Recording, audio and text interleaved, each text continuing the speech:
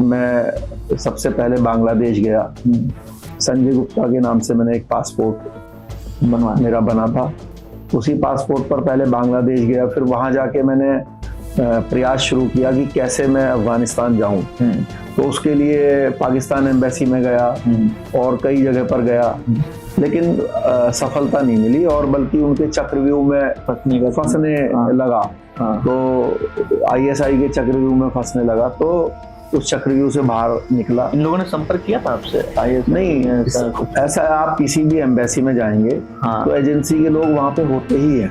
Okay, तो आप जो है, तो मैं पाकिस्तान एम्बेसी में गया तो वो तो समझ गए कि भाई इंडियन पर्सन है, हिंदू नाम है, अफगानिस्तान जाने की बात कर रहा है, तो कुछ तो गड़बड़ है।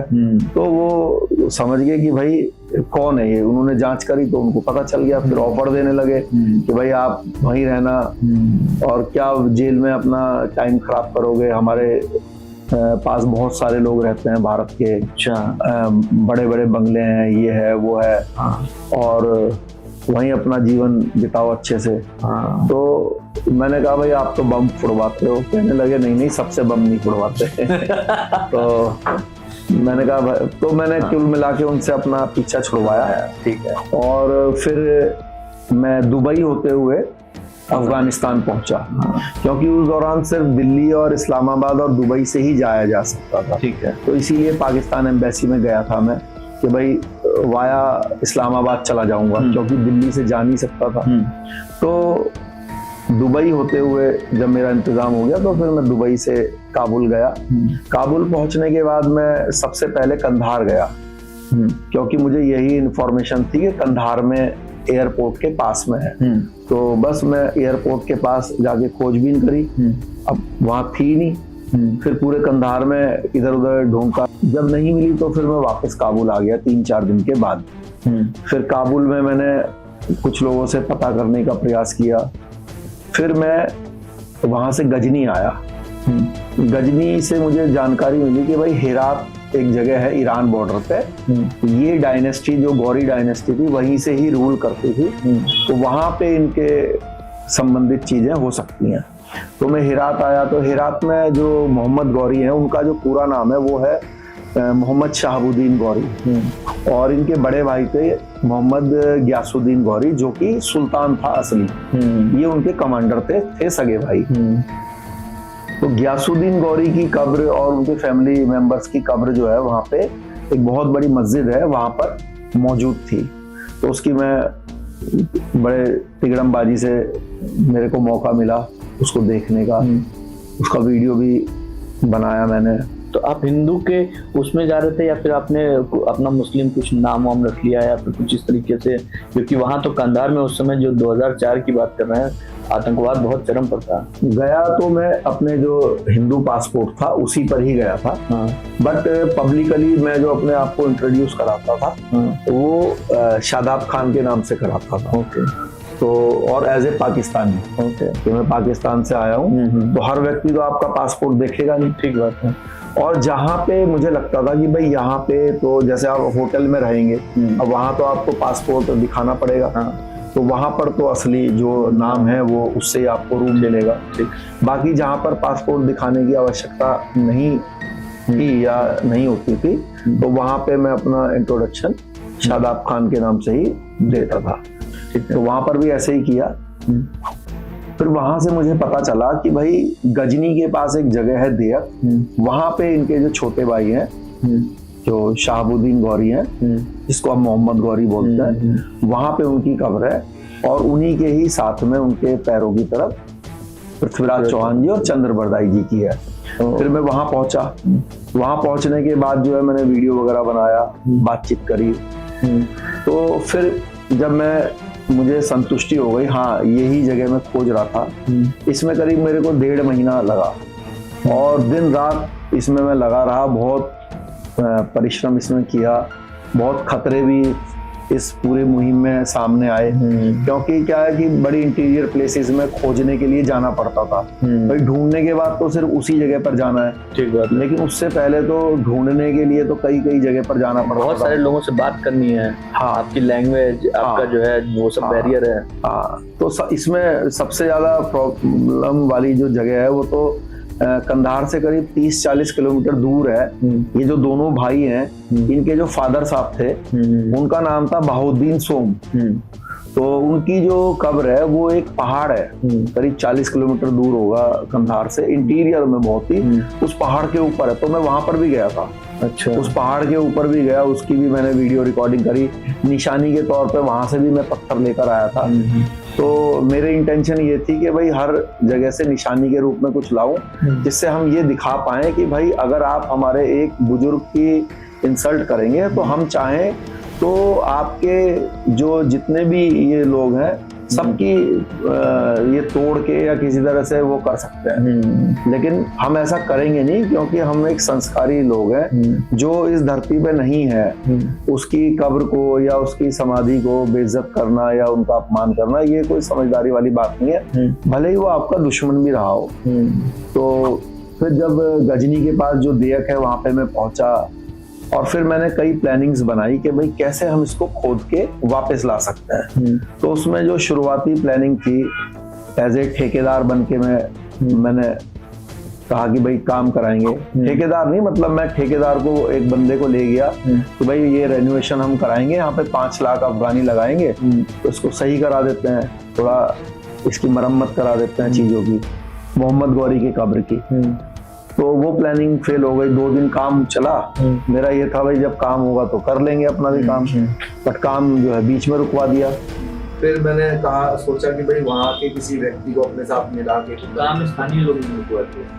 हाँ, क्योंकि वो गांव के अंदर थी। हाँ, ये गांव के अंदर थी, तो पहले गांव के कुछ लोगों ने परमिशन दे दी। हाँ, लेकिन 2 दिन के बाद जो है जो गांव के दूसरे लोग थे, हाँ, उन्होंने जो है वो काम रुकवा दिया और पकड़ भी लिया मुझे। अच्छा, हाँ, पकड़ लिया। फिर वहां पे वली के पास लेकर गए। हाँ, जैसे यहाँ पे डीएम होता है।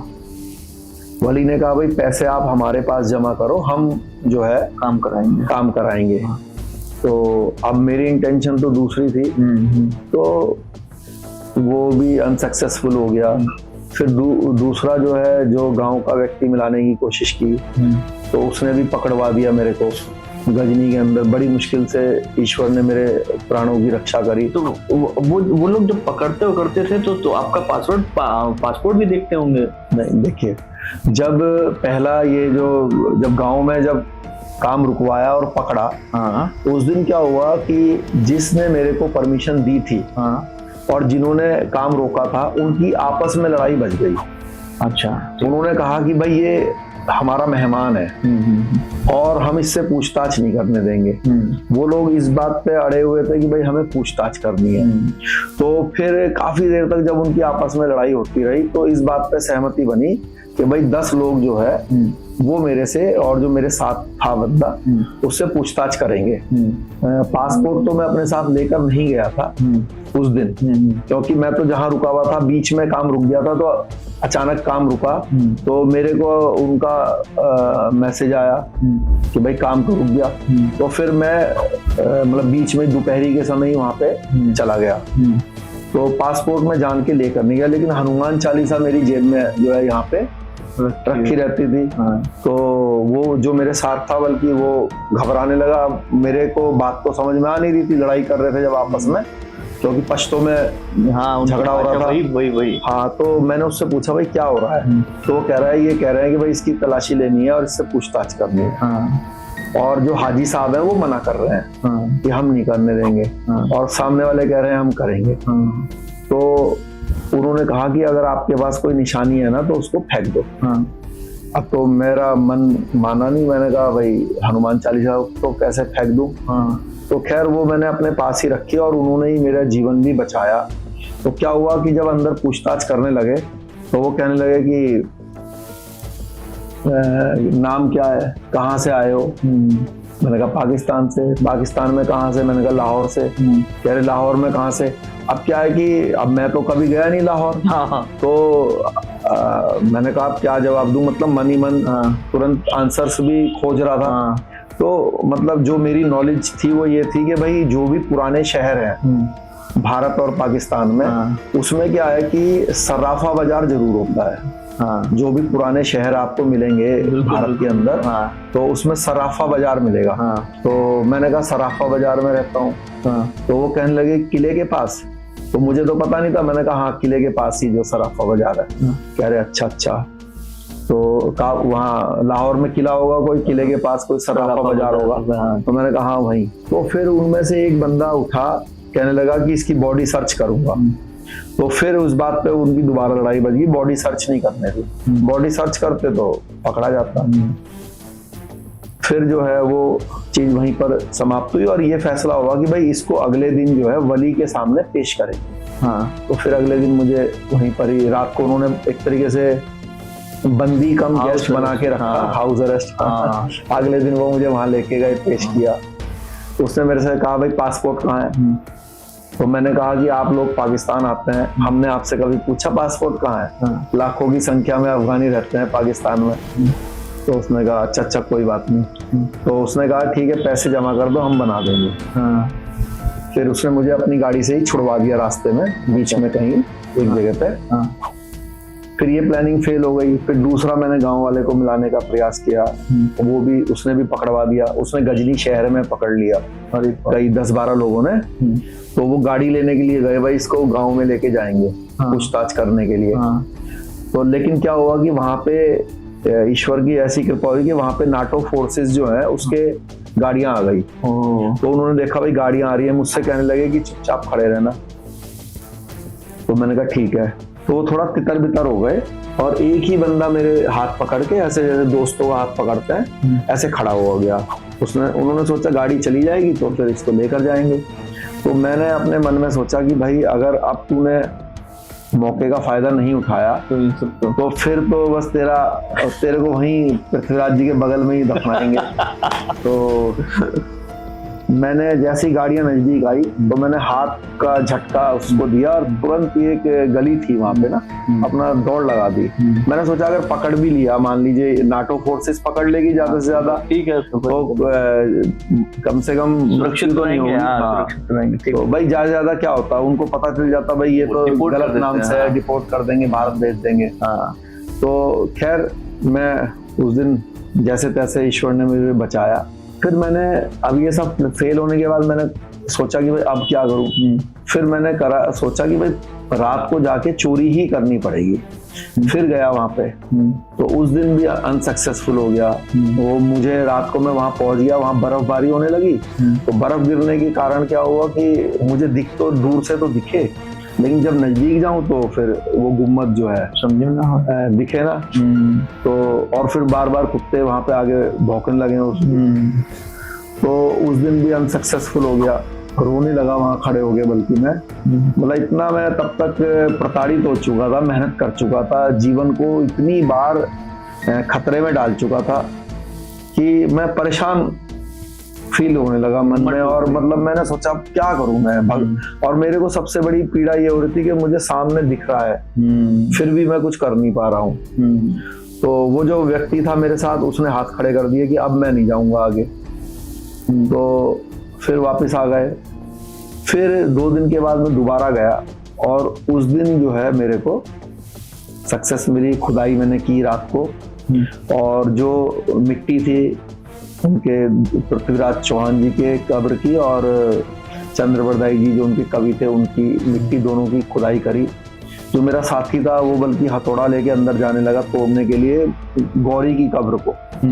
तो मैंने कहा यार इन्होंने क्या तेरा बिगाड़ा, छोड़ तू इसको। तो मैंने कहा भाई हम किसी जो नहीं है उसको क्यों बेइज्जत करें।